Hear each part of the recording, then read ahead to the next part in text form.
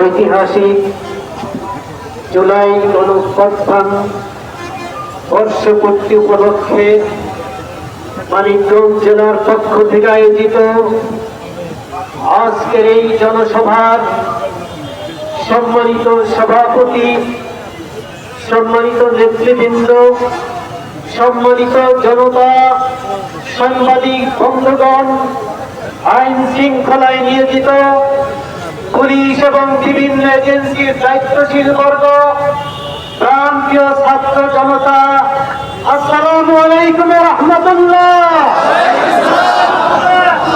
আমি শুধু কয়েকটা স্লোগান দেব, আজকে বক্তব্য দিব না। আমার সাথে স্লোগানে অংশ নিতে হবে।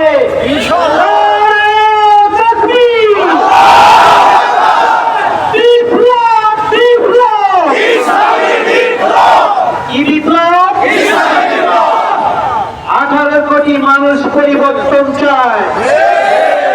বিপ্লব মানে পরিবর্তন, বিপ্লব মানে শুধু বোতল পরিবর্তন না, বোতলের মালেরও পরিবর্তন। বিপ্লব মানে সরকার পরিবর্তন না, আদর্শের পরিবর্তন। আমরা কি বিপ্লব চাই? আমার ছাত্র জগতে যারা জীবন দিয়েছেন, ঐতিহাসিক জুলাই বিপ্লবের মূল স্লোগান ছিল উই ওয়ান্ট জাস্টিস। স্লোগান কি ছিল? আমরা ন্যায় বিচার চাই, আমরা অর্থনৈতিক বৈষম্য মুক্ত দেশ চাই, আমরা রাজনৈতিক বৈষম্য মুক্ত দেশ চাই, আমরা বিচারের বৈষম্য মুক্ত বিচার চাই, বৈষম্য মুক্ত শিক্ষা ব্যবস্থা চাই, বৈষম্য মুক্ত বাংলাদেশ গড়ার জন্য আমাদের শহীদ হয়েছেন যারা, সেই শহীদের রক্তে, আমাদের শহীদের রক্তের আমানতের হেফাজত করতে হবে। বাংলাদেশ থেকে যদি বৈষম্য মুক্ত করতে হয়, আল্লাহ রাব্বুল আলামিন হেদায়েত দিয়েছেন সূরা হাদীদের 25 নম্বর আয়াতে, লাকাদ আরসালনা রাসূলানা বিল বায়্যিনাত ওয়া আনজালনা মা'আহুমুল কিতাবা ওয়াল মিজান লিয়াকুমান নাস বিল কিসত। বলা হয়েছে আমি নবীদের পাঠাইছি কিতাব দিয়া, দিক নির্দেশনা দিয়া, আর পাঠাইছি দাড়িপাল্লা দিয়া।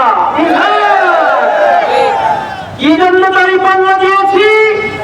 যাতে মানব সমাজের সমস্ত বৈষম্য দূর হতে পারে, সমাজে যাতে ন্যায় ইনসাফ ভিত্তিক সমাজ কায়েম হতে পারে।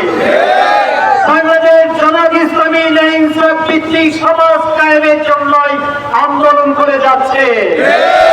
বাংলাদেশ জামাত ইসলামী এই দেশকে ভালোবাসে, এই দেশের মাটিকে ভালোবাসে, এই দেশের মানুষকে ভালোবাসে। যার কারণে বাংলাদেশ জামাত ইসলামীর নেতৃবৃন্দ ফাঁসির রায় মাথায় নিয়ে বিদেশে যাওয়ার সুযোগ থাকে সত্ত্বেও বিদেশে থাকে না, বাংলাদেশে চলে আসছে। আমির জামাত বিদেশে চিকিৎসা না নিয়ে জীবন মৃত্যুর সন্ধিক্ষণে বাংলাদেশে চিকিৎসা দিয়েছেন।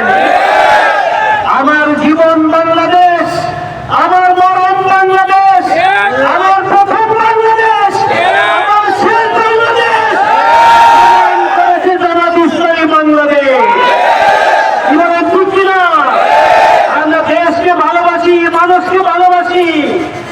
সংগ্রামী জনতা, আমার এই বাংলাদেশ, আমার এই বাংলাদেশে আছে জনসম্পদ, প্রাকৃতিক সম্পদ, ভূমি সম্পদ, প্রাণী সম্পদ। এই সম্পদগুলো যদি ন্যায় ইনসাফপূর্ণ, সৎ এবং যোগ্য নেতৃত্বের মাধ্যমে ব্যয় ব্যবহার হয়, 10 বছরের মধ্যে বাংলাদেশ জাপান সিঙ্গাপুরের অর্থনীতিতে ছাড়িয়ে যাবে ইনশাআল্লাহ। এর প্রথম বাধা হচ্ছে দুর্নীতি, আর আমাদের আমির জামাত দুর্নীতির বিরুদ্ধে জিহাদ ঘোষণা করেছেন। ফ্যাসিবাদী সরকার বিগত ফ্যাসিবাদ বাংলাদেশ থেকে প্রায় 30 লক্ষ কোটি টাকা বিদেশে পাচার করেছে। এই টাকা যদি বাংলাদেশেও থাকতো কোটি যুবক যুবতী যারা বেকার, উচ্চ শিক্ষা নিয়ে বেকারত্বের জীবন যাপন করছে, সময় মতো ঘর সংসার করতে পারে না, বাচ্চার মেয়েটাকে সময় মতো বিয়ে দিতে পারে নাই, কর্মসংস্থানের অভাবে। এই 30 লক্ষ কোটি টাকা যদি দুর্নীতিবাজরা বিদেশে পাচার না করত, পদ্মা সেতু বানানো যাইত প্রায় 50টা। এদের কর্মসংস্থানের ব্যবস্থা করা যেত।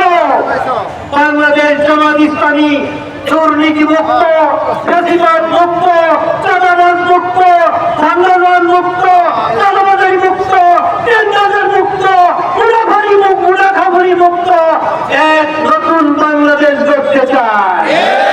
এই বাংলাদেশ গড়ার জন্য সৎ এবং যোগ্য নেতৃত্ব জামাত ইসলামী গড়ে তুলেছে।